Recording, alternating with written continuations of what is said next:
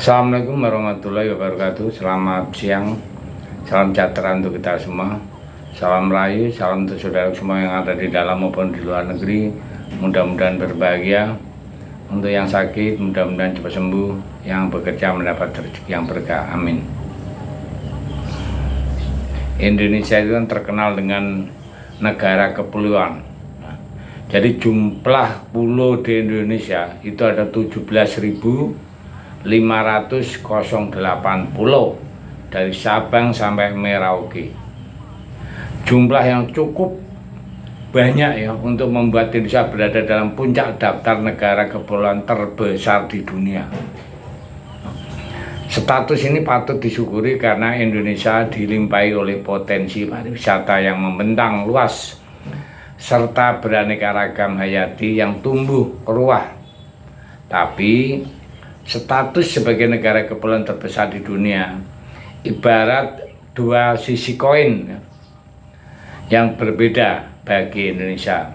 Di balik sisi positifnya, pemerintah juga harus siap untuk menghadapi atau dengan bahasa lain problematika yang ada di negara kepulauan. Contohnya aksi caplok menyaplok atau aksi saling klaim pulau itu jelas tidak bisa dielakkan lagi. Dan negara-negara non kepulauan seperti itu tidak akan mengalami karena dia tidak ada pulau-pulau yang terpencar ya. Kita nggak jarang ya pemerintah harus terseret atau bersitegang dengan negara lain karena urusan sengketa pulau-pulau tersebut ya. Contoh Pulau Sipadan dan Likitan yang dulu masuk teritorial Indonesia. Pada Selasa 17 Desember 2002, Mahkamah Internasional mengeluarkan keputusan yang memenangkan Malaysia di dalam sengketa Pulau Sipadan dan Likitan melawan Indonesia. Keputusan ini diumumkan oleh Ketua Pengadilan Gilbert Gum di Gedung Mahkamah Internasional di Den Haag, Belanda. Sengketa antara Indonesia dan Malaysia mengenai kepemilikan Pulau Sipadan dan Likitan telah mencuat sejak tahun 1967. Dalam pertemuan teknis hukum laut antara kedua negara, baik Indonesia maupun Malaysia mengklaim kedua pulau tersebut sebagai bagian dari wilayah mereka. Keputusan ini menandai akhir dari persengketaan panjang antara Indonesia dan Malaysia mengenai kepemilikan Pulau Sipadan dan Likitan. Meski hasilnya tidak sesuai dengan harapan Indonesia, keputusan ini memberikan pelajaran penting mengenai pentingnya bukti penguasaan efektif dan sejarah dalam sengketa wilayah internasional itu sendiri. Kita baru bicara soal sengketa dengan negara lain, belum termasuk soal polemik penjualan pulau-pulau tak berpenghuni di internet yang dulu marak dibicarakan. Namun jangan cepat gegabah, beberapa di antaranya sebenarnya tidak benar-benar dijual, melainkan hanya disewakan saja. Namun, apa iya akan seaman itu kalau yang tertera di situs adalah kalimat sell atau dijual? Kita mulai dari pulau pertama ya, Kepulauan Widi. Pulau yang terletak di Halmahera, Maluku Utara ini santer kabarnya akan dijual atau dilelang melalui situs asing ya, PT Leadership Island Indonesia, sebuah perusahaan yang bekerja sama dengan pemerintah untuk mengelola hasil laut termasuk di Kepulauan Widi. Kontrak PT Leadership Island Indonesia dengan pemerintah Maluku Utara pun sudah diteken sejak tahun 2015. Namun agaknya pemerintah ini harus gigit jari karena pembatalan kontrak.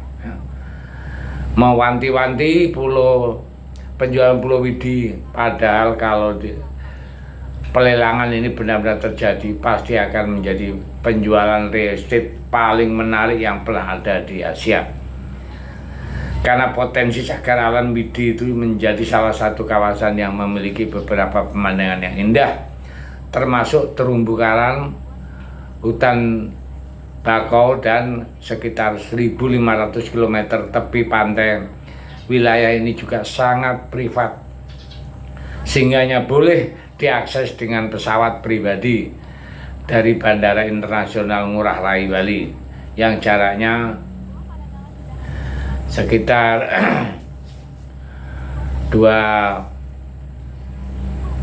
berapa menit saja ya, atau beberapa jam, paling banget 1 jam penerbangan itu sudah sampai Pulau Widi.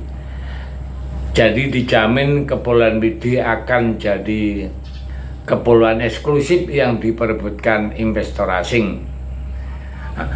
Pemerintah dalam hal ini bergerak cepat akan membatalkan MOU. Selain Kepulauan Widi pula, Pulau Sumba juga sempat membuat geger warganet karena kemunculannya di situs jual beli di tahun 2021 silam melalui situs privaticeline.com. Pulau Sumba dan ribuan pulau lainnya juga tertera di sana, meski tidak diketahui pasti berapa harga yang mereka pasang untuk memiliki pulau yang berada di Nusa Tenggara Timur itu. Wajar saja kalau Pulau Sumba begitu disukai oleh wisatawan. Pasalnya pulau ini memiliki luas lebih dari 11.000 km persegi dengan bentangan alam yang indah dan pulau eksotis. Selain itu, pulau ini juga menjadi salah satu dari 23 daerah burung endemik yang ada di Indonesia, dengan 9 diantaranya adalah endemik Sumba. Dan perlu diketahui, Sumba juga kaya dengan budaya khasnya, misalnya tradisi cium hidung yang sudah menjadi adat istiadat masyarakat setempat. Jangan heran jika tradisi ini banyak dilakukan karena mereka menganggap sebagai sebuah simbol persahabatan. Tradisi yang dalam daerah setempat disebut dengan puduk.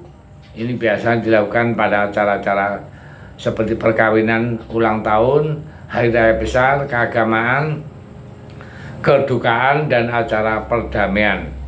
Jadi tidak dilakukan secara sembarangan juga. Pulau ini juga dikenal dengan kedekatan masyarakat setempat dengan hewan yang berkuda. Salah satu hewan yang dianggap keramat, bahkan disejajarkan dengan arwah nenek moyang. Kuda juga menjadi salah satu hewan yang begitu dihormati karena digunakan sebagai syarat mas perkawinan pernikahan adat Sumba. Sementara itu di tahun 2018 silam, pulau tersebut ya, juga banyak ya, diminati, dan beberapa yang mau dijual akhirnya pemerintah gerak cepat dan dapat diatasi sampai sekarang. Jadi itulah suka duka punya ribuan kepulauan. Nah begitu, terima kasih, merdeka.